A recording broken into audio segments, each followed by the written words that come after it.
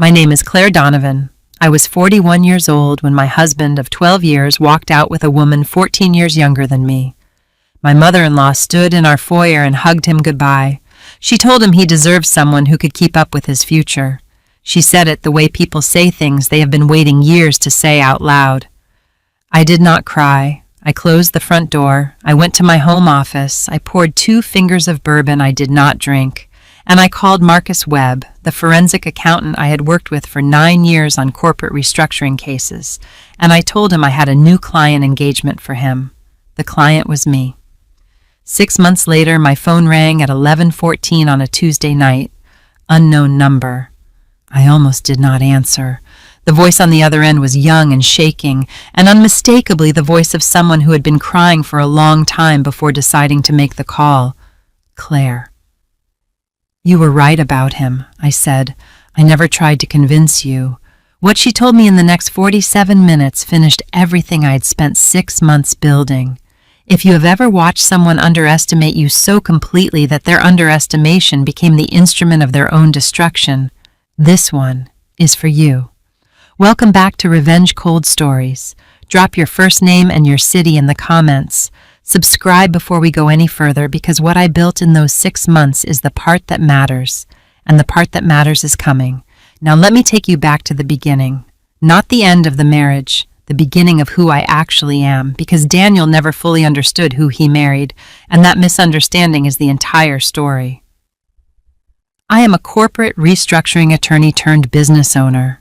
I spent the first 15 years of my career finding hidden assets in failing companies, restructuring financial arrangements that had been deliberately obscured, and testifying as an expert witness in cases where one party believed their financial misconduct was too sophisticated to be detected. It was never too sophisticated to be detected.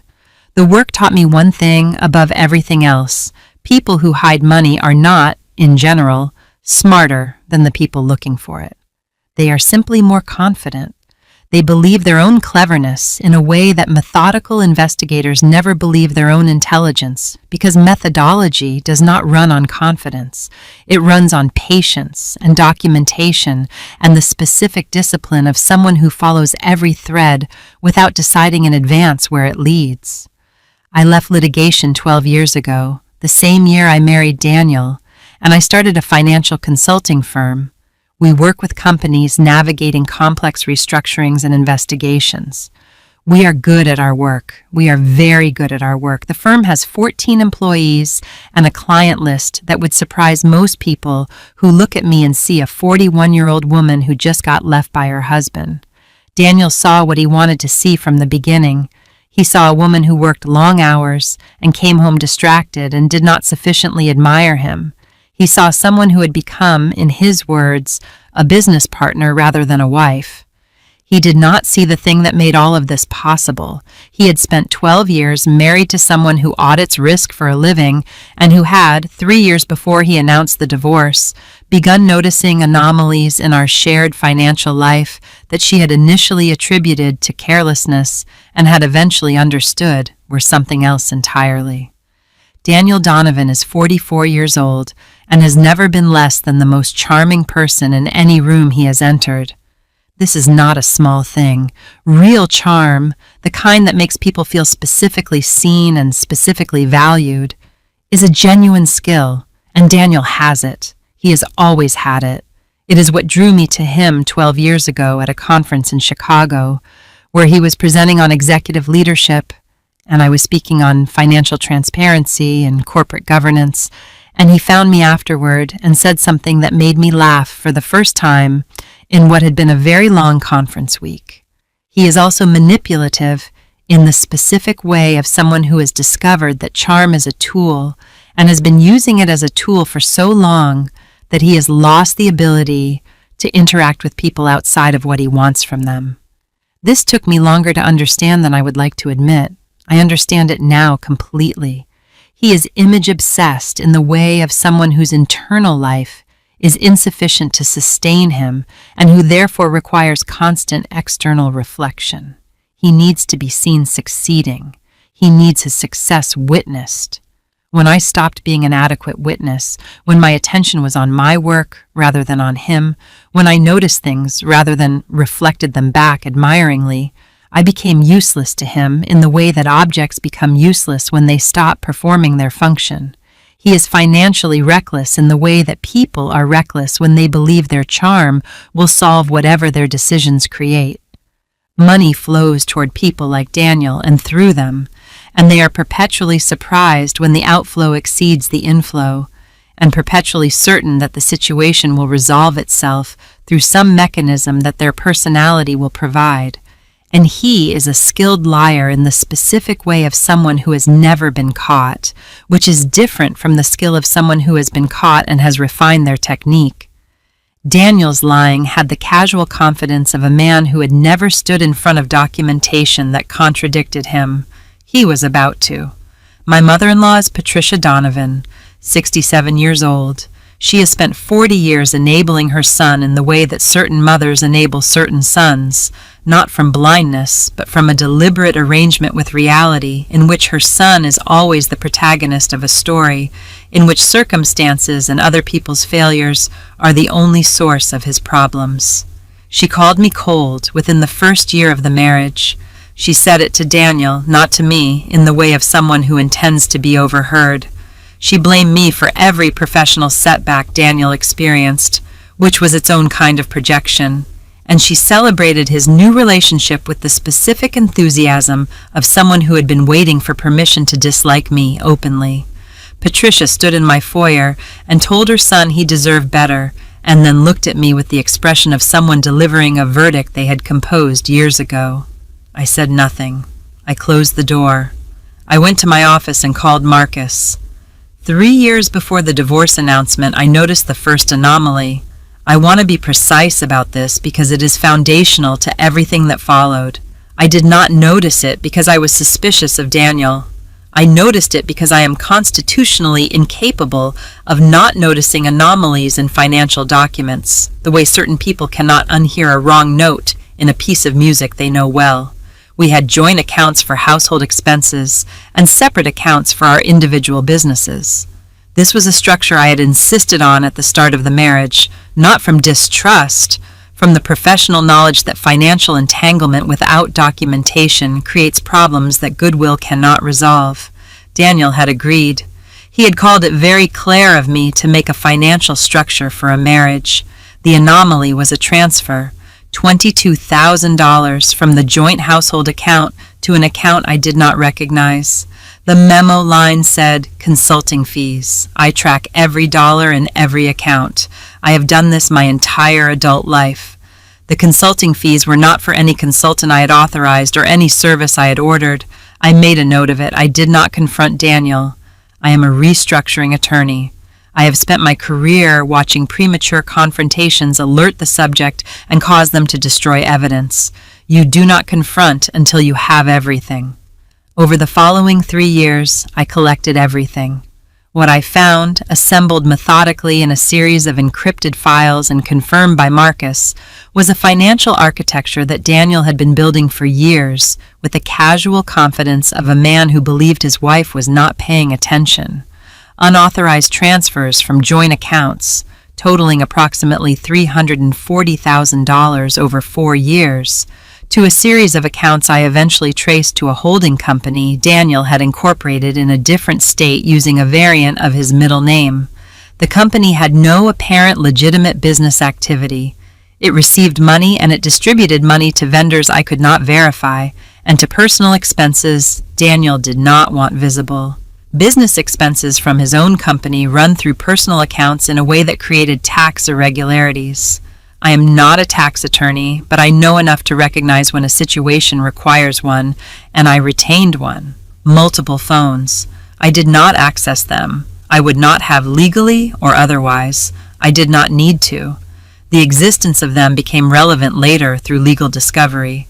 Investment accounts in Daniel's name alone that contained assets accumulated during our marriage, assets that under Georgia law are marital property regardless of whose name they are held in, false reimbursement claims filed through his company, deleted emails that I had not deleted from my own servers because we had shared several accounts for household management, and the emails I had received copies of were mine to retain. I assembled this over 36 months. I told no one. I went to bed next to Daniel and made coffee in the morning and attended the industry events where he was the most charming person in the room, and I kept building the file. I want to be honest about what that felt like, because I think the honest version is more useful than the dramatic one. It did not feel like revenge. It felt like work. It felt like every complex restructuring case I have ever managed, where the beginning is confusion, and the middle is patient assembly of documentation, and the end is a picture so complete that the conclusion is not a decision, but an arrival. I was not angry exactly. I was focused. Focused in the way I am always focused when I am working on something that matters and that requires precision. The only difference was that this time the subject was my marriage. Daniel announced the divorce on a Thursday evening in October. He had clearly prepared the announcement, so the specific wording of it, the way he delivered it standing rather than sitting, the particular emphasis on he had been unhappy for years and she had not seen it because she never truly saw him. You've become a business partner, not a wife. He said it with the satisfaction of a man delivering a line he has rehearsed, and I registered, watching him, that he had been rehearsing it for some time. I asked him one question. I asked whether he had spoken to an attorney. He said he had. He said we could do this amicably if I was reasonable. I said I would have my attorney reach out to his. He looked at me with the expression he sometimes gets when reality has not organized itself the way he expected. He had prepared for tears, I think, or for argument, or for the specific kind of pleading that would allow him to be generous in his response and thereby feel like the reasonable one. I poured the bourbon that I would not drink, and I went to my office and I called my attorney, a woman named Sylvia Park, who has been handling complex divorce litigation in Atlanta for 22 years, and who, when I described what I had assembled over 36 months, was quiet for a long moment before saying that I should come in the next morning with everything. I came in the next morning with everything. Daniel moved out within the week. He moved in with Ava Reynolds, who was 27 years old and worked in marketing at a firm that had done work for his company. He had met her 8 months earlier. I knew this because the metadata on a file I had legitimately accessed told me when certain documents were created, and the timeline was confirmable. Ava is a person who had been told a specific story about me. The story was that I was cold, that I was work-obsessed, that I had emotionally neglected Daniel for years, that the marriage had been hollow and he had been unhappy, and she was not the cause of anything but the result of a man finally choosing to be happy. This is the story Daniel tells. I know this because it is the same architecture every version of this story uses.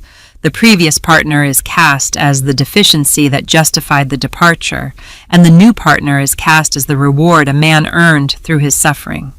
Ava believed it completely, the way people believe things when they are 27 and a charming 44-year-old has made them feel specifically chosen. I did not attempt to contact her. I did not attempt to correct the narrative. I have never found the correction of narratives a productive use of time when the documentation will eventually do it more cleanly than any conversation.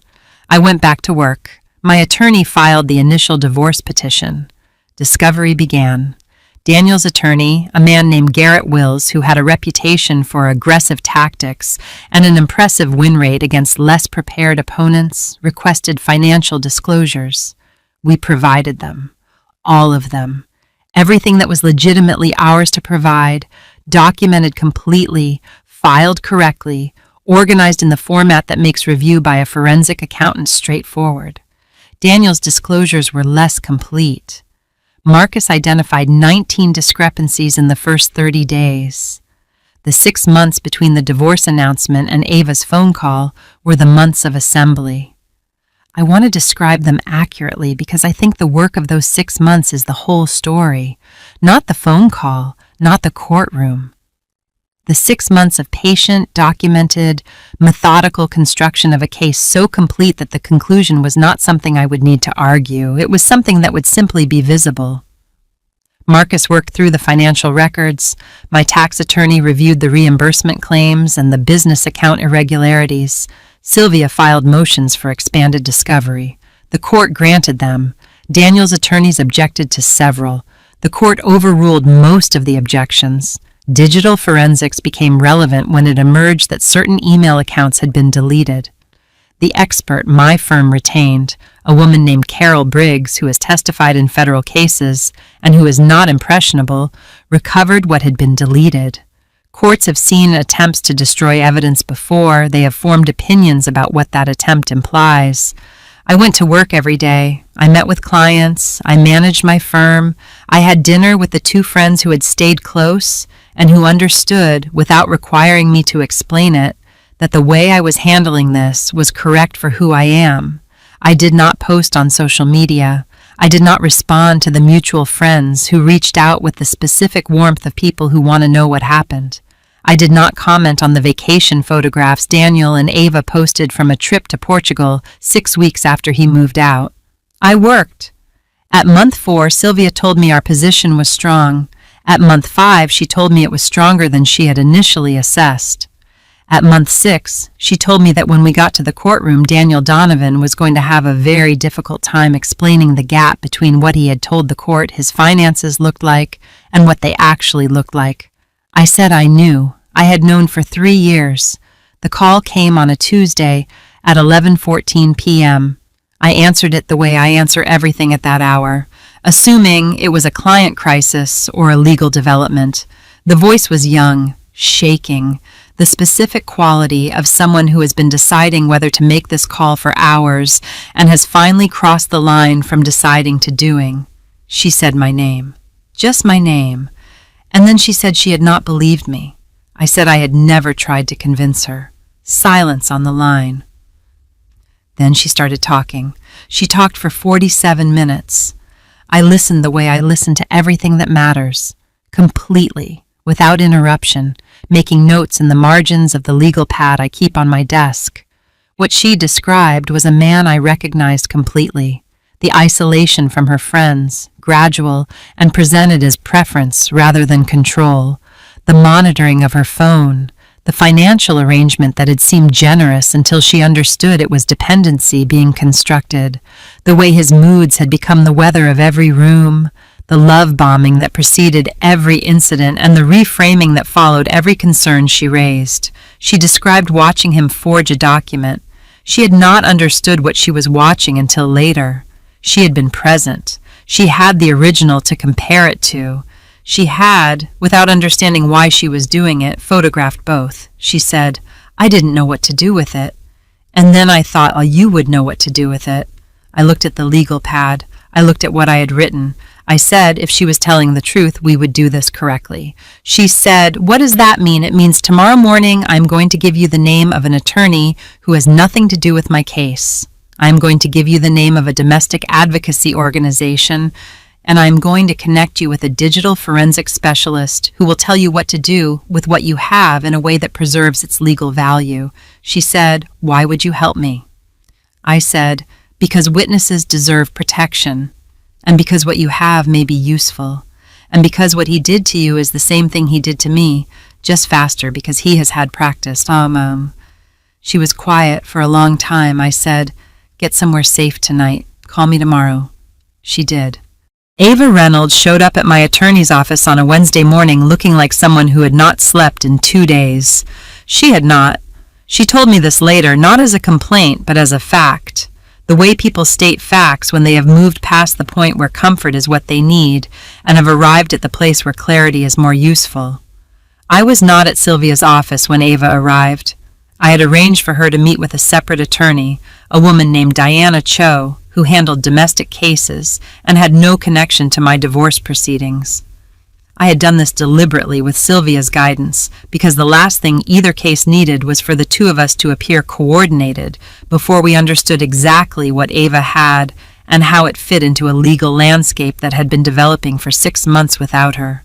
Sylvia had been very clear about this. Whatever Ava brought needed to be evaluated independently first, authenticated through its own chain of custody, and introduced into my proceedings through proper legal channels rather than through an informal alliance between two women who had both been involved with the same man.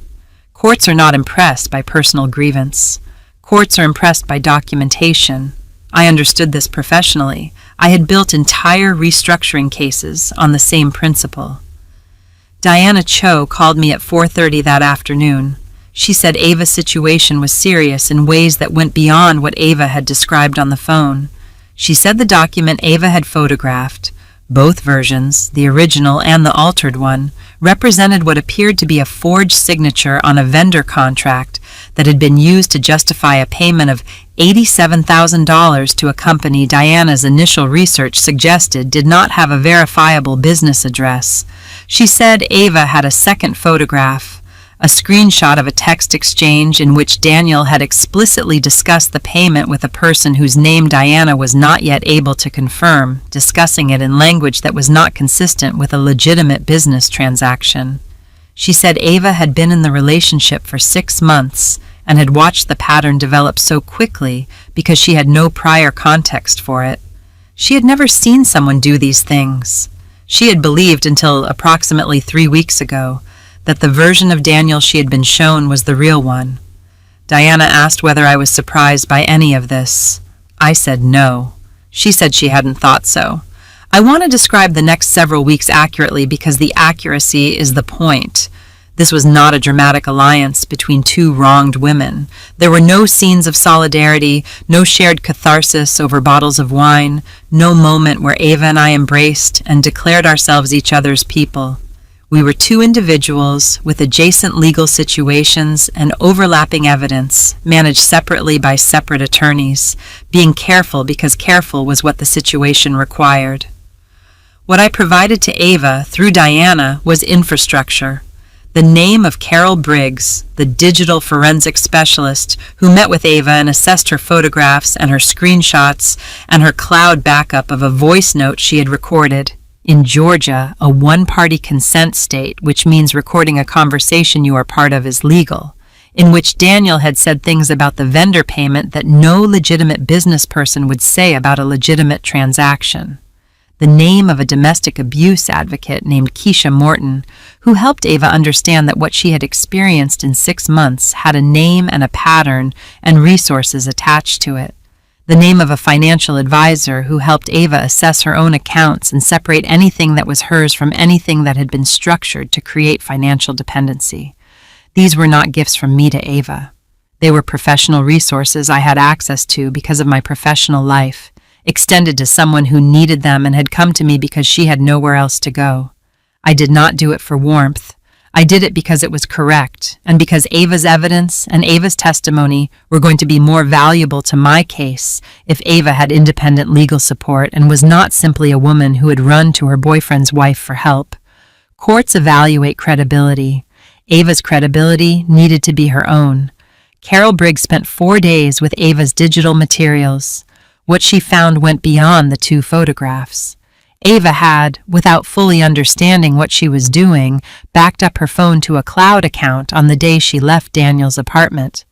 She had done it out of instinct, the instinct of someone who had watched him delete things and had decided to make sure her own records were somewhere he could not reach them.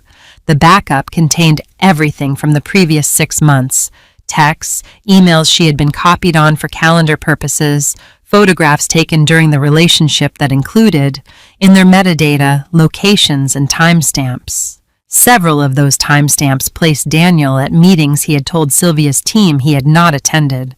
Several of the locations placed him at addresses associated with the holding company Marcus had identified. Carol authenticated everything through the standard forensic process: chain of custody documentation, hash value verification, the procedures that make digital evidence admissible rather than dismissible.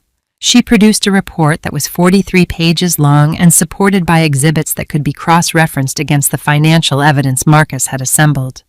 When Sylvia received Carol's report, she called me. She said, "Claire, this is the kind of case I tell other attorneys about." I said I wanted to be certain about the vendor contract forgery. I asked whether Diana had engaged a handwriting expert. She had. The handwriting expert, retained independently by Diana's office, produced a report finding that the signature on the altered contract was inconsistent with known exemplars of the signatory's actual signature in a number of specific technical ways the report documented at length. 2 independent experts, 2 separate retention processes, 2 reports that arrived at the same conclusion through different methodological paths. That is not coincidence, that is documentation. Marcus's final report landed in month 7. I want to give you the numbers because the numbers are part of the story.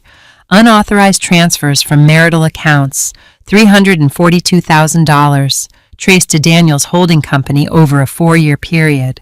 Investment accounts in Daniel's name alone containing marital assets, approximately $610,000, accumulated during the marriage and not disclosed in his initial financial disclosures. Business expenses run through personal accounts, creating tax irregularities. The tax attorney identified a pattern that she referred to the appropriate authorities separately from the divorce proceedings, as she was required to do under the circumstances. False reimbursement claims, 23 claims, totaling approximately $94,000 submitted to Daniel's company and paid for services and expenses that Marcus could not verify through any available documentation. Total undisclosed or misappropriated marital assets, somewhere between $1.2 and $1.6 million, depending on how certain contingent interests were valued. Daniel had told the court in his initial financial disclosure that the total value of marital assets was approximately $800,000.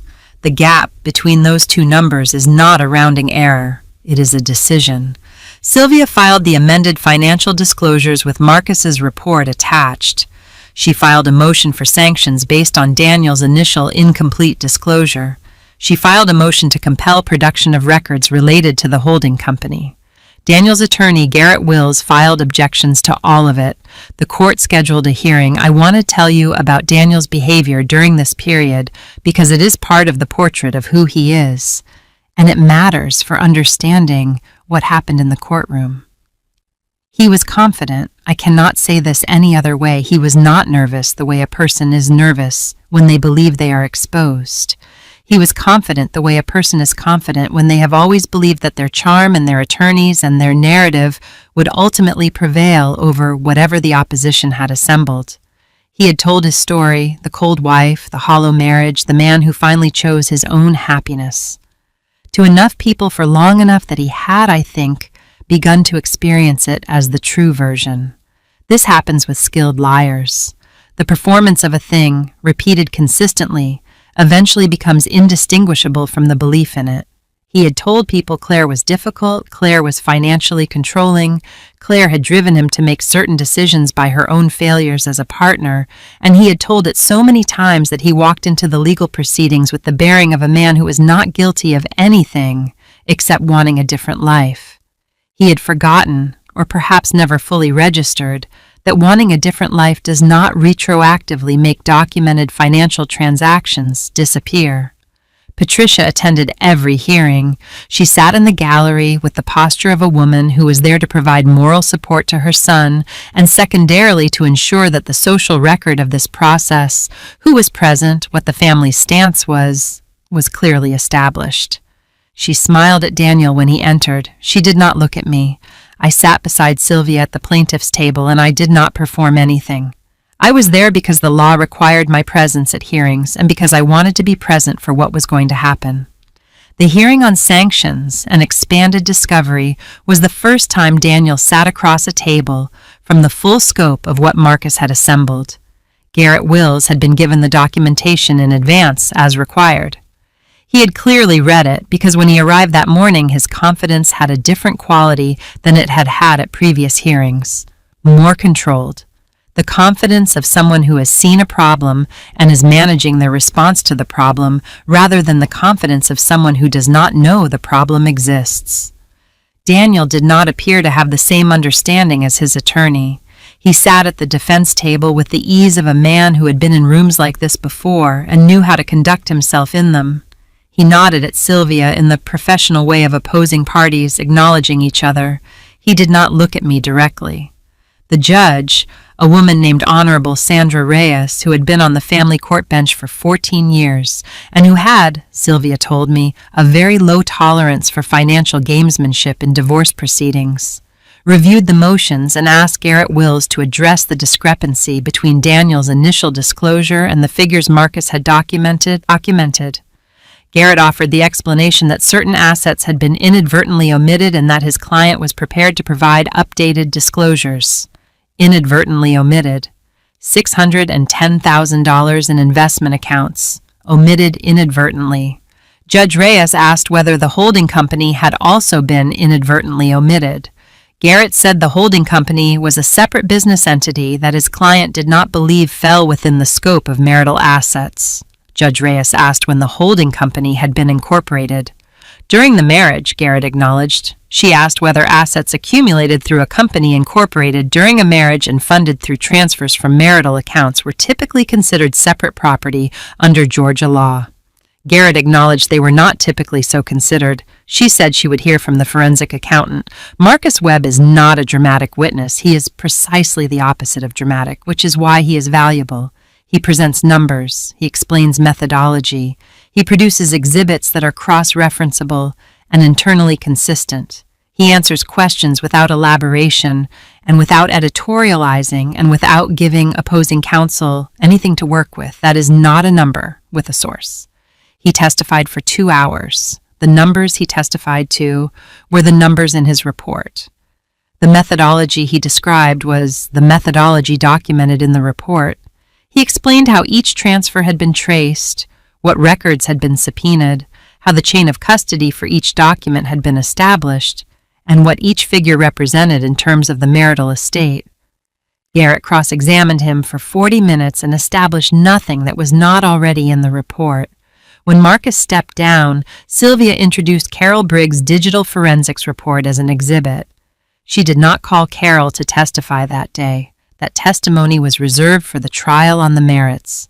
She introduced the report because it documented that certain email accounts, which Daniel's initial disclosures had referenced as no longer existing, had in fact been recovered in their entirety through forensic methodology, and that those emails contained communications relevant to the holding company and to the vendor payment that appeared in the forgery documentation Diana had introduced in Ava's separate proceeding. 2 separate proceedings. 2 separate evidentiary records. Converging on the same subject, Judge Reyes granted the motion for sanctions. She granted the motion for expanded discovery. She ordered Daniel's company records and the holding company records produced within 14 days. She noted in her oral ruling that the court took a serious view of initial financial disclosures that proved to be as incomplete as these had proven to be, and that any further deficiencies in production would be treated accordingly. Daniel's jaw was very still when she finished speaking. Patricia in the gallery was looking at her hands. The 14 days of expanded discovery produced what Sylvia called, in our call the evening the documents arrived, the cleanest sequence of events she had seen in a financial fraud case in her entire career. The holding company records showed exactly what Marcus had traced from the other direction. The transfers in matched the transfers out. The vendor company that had received $87,000 had no verifiable business address because it did not have a verifiable business existence.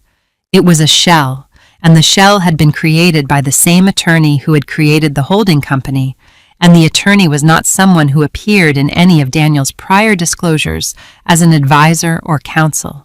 The emails recovered by Carol Briggs included communications between Daniel and this attorney discussing the vendor payment in terms that were not consistent with a legitimate transaction. They discussed it in terms that were consistent with someone moving money through a structure designed to obscure its origin and destination. Sylvia sent these materials to the appropriate authorities. She was required to. She is an officer of the court, and the materials had been produced in a legal proceeding, and their content created an obligation to report. This was not a tactic. It was a requirement.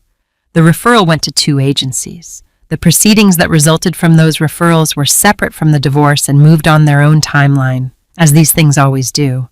The trial on the merits of the divorce was scheduled for month 10. I want to tell you about the week before it because I think it is important. for understanding the full shape of what Daniel had built and what it cost him. His company's board asked for a meeting with him in week 9. I was not at that meeting. I learned about it through a mutual professional contact who had heard about the forensic accounting findings and the sanctions order. Court proceedings are public record, and word moves in professional communities.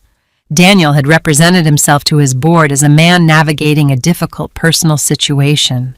The board had not understood until the court record became visible that the difficult personal situation included allegations of financial misconduct that overlapped with his role at the company.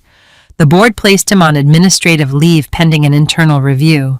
His company's counsel engaged separately with the documentation. They had their own forensic accountant. Their forensic accountant reached the same conclusions Marcus had reached. Certain clients had already begun quietly moving their business. In the community where Daniel had built his professional reputation, reputations are not protected by charm when the documentation tells a different story. The documentation was public. The story it told was specific and sourced and not arguable on the merits. He had spent 12 years believing that his intelligence and his charisma and his management of appearances would always be sufficient. He had married a restructuring attorney and spent 12 years not registering what that meant about what she was capable of. He had hidden money from someone who found hidden money for a living. He had tried to leave quietly with what he thought he had secured, and he had not understood that the security he believed he had was built on the assumption that I was not paying attention. I had always been paying attention. I had been paying attention for 3 years before he knew there was anything to pay attention to. Ava's case moved on a parallel timeline with its own momentum. Diana had filed the appropriate civil claims. The domestic advocacy resources had helped Ava stabilize her situation and document what she had experienced in a form that was legally usable. The handwriting expert's report had been finalized and was available for use in both proceedings as needed. Ava was not a fragile person. I want to say this clearly because I think people assume that someone who was manipulated in the way she was manipulated must be fragile, and she was not. She was 27 years old, and she had been deceived by someone who had significantly more practice at deception than she had at detecting it, which is not a character flaw. It is a mismatch in experience. She had corrected the mismatch. She had done it faster than most people do. She had also proven to be exceptionally organized about her own documentation.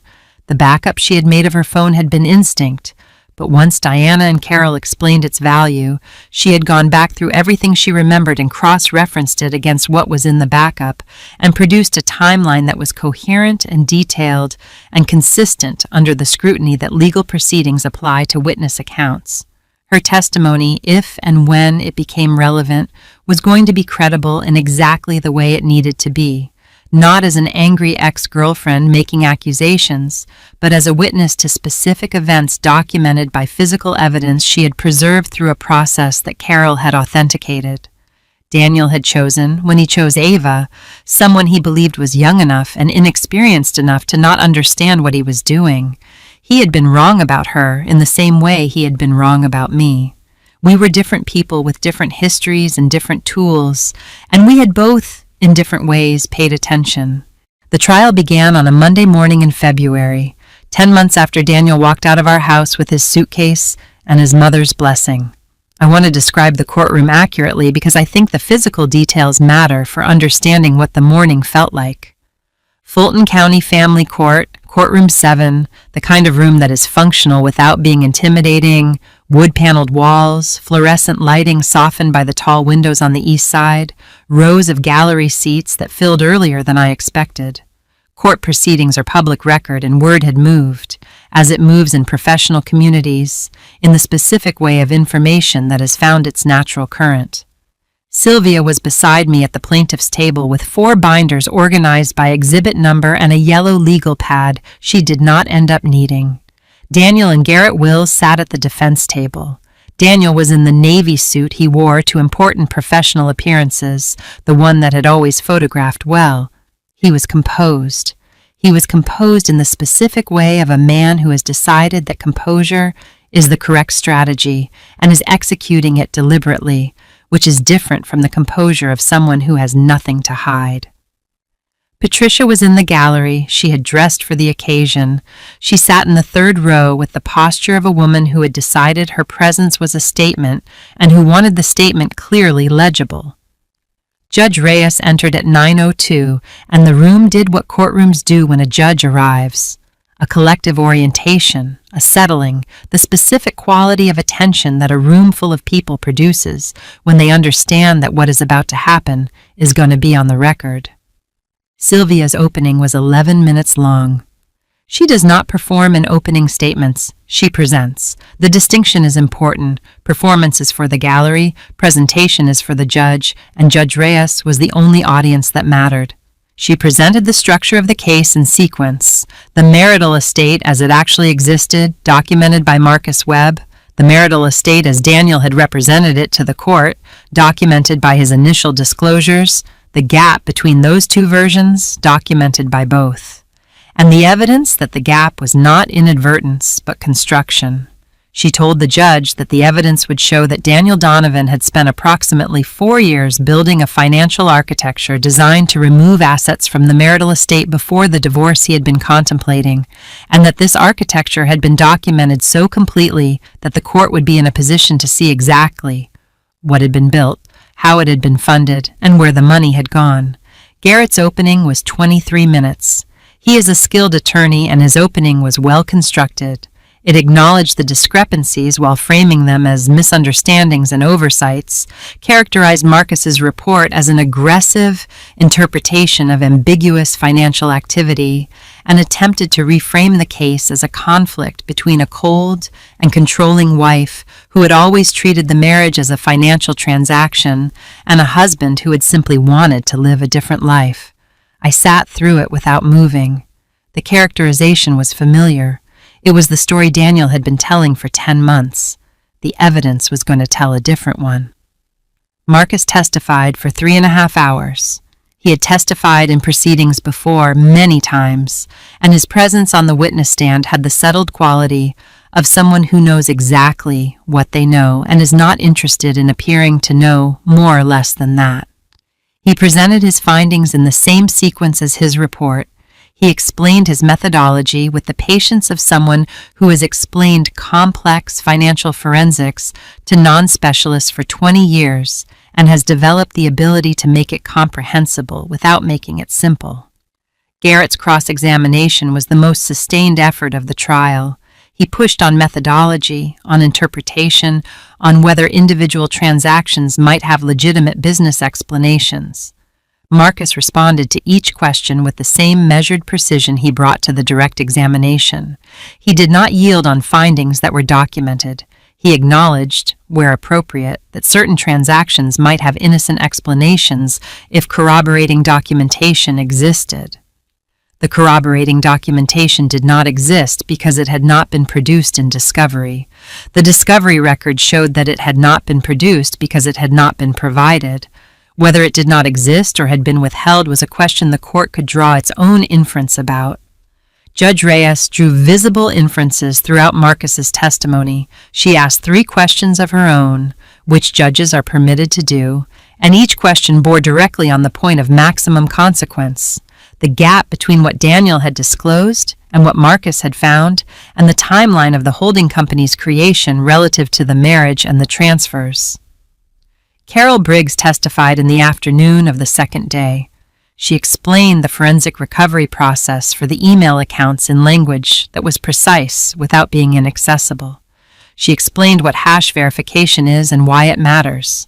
She explained how the chain of custody for the recovered materials had been documented. She explained what the recovered emails contained and how their content related to the holding company and the vendor payment. When Garrett cross-examined her on the authenticity of the recovered materials, she responded with the technical documentation that supported authentication at each step. She was unshakable in the specific way of someone whose confidence is not personal but methodological. She was not arguing. She was describing a process that had been followed correctly and that produced a result that was what it was regardless of whether anyone found it convenient. The vendor payment documents were introduced as exhibits. The handwriting analysis report was introduced. The forensic accountant who had independently authenticated the comparison between the original and altered contract was brief and specific. The signatures were not produced by the same hand. The methodology supporting that conclusion was in the report. The report was in evidence. Daniel's face did not change when the exhibits were introduced. He had very good control of his face. What changed slightly was something in the way he held himself, a tightening at the jaw, a stillness that was slightly more deliberate than the stillness that had preceded it. Garrett had no effective cross-examination for the handwriting expert. The science was the science. The moment I want to describe most precisely is the one Judge Reyes created on the third morning. She had been reviewing the exhibits overnight. This was visible in the specificity of her questions. She had not simply read the reports, she had cross-referenced them, which is the thing trained legal minds do when they are constructing a complete picture from multiple evidentiary sources. She directed a question to Garrett Wills about the holding company. She said she had reviewed the incorporation documents, the transfer records Marcus had produced, and the emails recovered by Carol Briggs, and she wanted to understand Mr. Donovan's position on a specific question. Why did every deleted financial record relevant to the holding company appear in 3 independent backups provided by 3 unrelated sources, none of which had any connection to the plaintiff or her legal team? The 3 sources were Marcus's subpoenaed bank records, Carol's forensic recovery of the email accounts, and the discovery production from Daniel's own company's internal review, which his board had initiated and which had produced records that corroborated rather than contradicted the plaintiff's forensic findings. 3 independent sources, no coordination, the same information in all 3. Garrett began a response about the nature of digital records and cloud storage and the way information persists in modern financial systems. Judge Reyes said she understood how information persists. She was asking why Mr. Donovan's position was that these records had been deleted when they had not been deleted from any of the 3 systems that contained them. The courtroom was very quiet. Daniel's jaw was doing the thing it had done during Marcus's testimony. The slight tightening, the controlled stillness. He said something to Garrett in a low voice. Garrett listened, and then addressed the court with the careful language of an attorney who has just been told something by his client and is now translating it into the least damaging version available. The least damaging version was not very good. Judge Reyes issued her ruling 4 weeks after the trial concluded. I want to give you the substance of it because the substance is the point. On the division of marital assets, because Daniel had engaged in deliberate concealment of marital assets, a finding the court made explicitly based on the totality of the evidence, the court applied Georgia's equitable distribution principles in a manner that accounted for the concealment. The investment accounts, the holding company assets, and the funds traced through Marcus's report were included in the marital estate. The division was not 50-50. Courts in Georgia are not required to divide equally when one party has engaged in financial misconduct, and this court did not.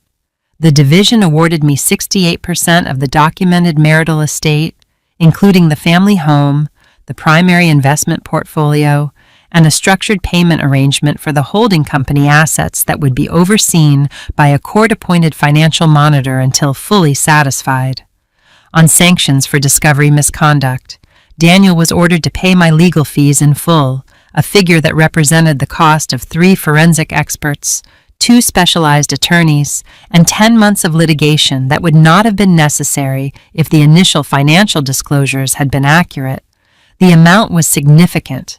On the business, Daniel's ability to continue in his executive role had already been resolved by his board before the judgment came down. The internal review had completed, the findings had been shared with the board's counsel, and the board had made its decision in the month between the trial and the ruling. He was no longer employed there when the judgment arrived. The court's finding on the vendor payment forgery was referred, as Sylvia's obligations required, to the appropriate investigative authorities. Those proceedings moved on their own timeline, as I said, and I am not going to represent an outcome that had not fully resolved when this story ends. What I can tell you is what had resolved. The marital estate was divided correctly, based on what was actually in it rather than on what Daniel had represented. The concealment was documented in a court record that is public. The professional consequences followed from the court record because professional communities read court records, because clients read them, because boards read them, and because charm is not a defense to documented findings in a legal proceeding. Patricia did not attend the final ruling. She had stopped attending hearings after the third day of trial, when the exhibits had accumulated to the point where attendance required sitting with information she had preferred not to examine. I did not follow what became of her socially. I did not need to. Her narrative had always depended on Daniel's narrative remaining coherent, and Daniel's narrative had not survived contact with 3 independent evidentiary records. Ava's separate proceedings resolved on their own timeline over the following months. I am not going to describe those proceedings in detail because they were hers, not mine, and the details belong to her to share or not share as she chooses. What I can tell you is what she told me once in the single direct conversation we had after the divorce judgment came down. She said she had thought she was walking into someone else's life.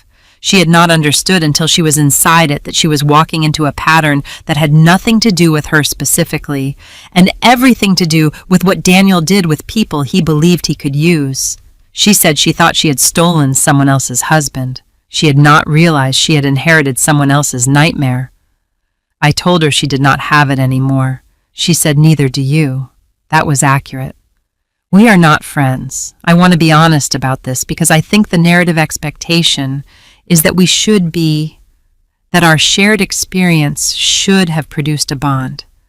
And it did not produce a bond. It produced a mutual respect between 2 people who had been in proximity to the same destructive force and had each, in their own way and with their own tools, declined to be destroyed by it.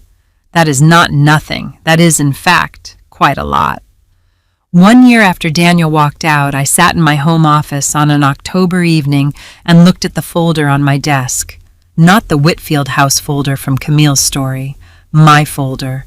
The one I had been building for 3 years before the divorce and for 10 months through the proceedings.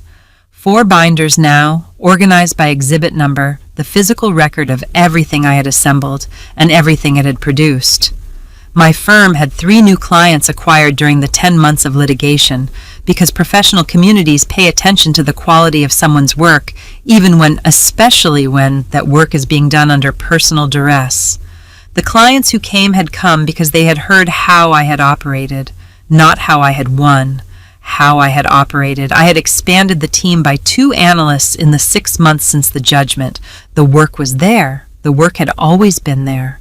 I was 42 years old. I had my house, my firm, my equity, and my professional reputation, all intact, because I had spent 3 years documenting rather than reacting, and 10 months building rather than performing, and the entire span of my adult professional life developing the skills that had ultimately protected me in the situation where I needed protection most. Here is what Daniel believed when he walked out of our house with his suitcase. He believed he was leaving a cold and controlling woman who had never truly seen him, and beginning a life with someone who would.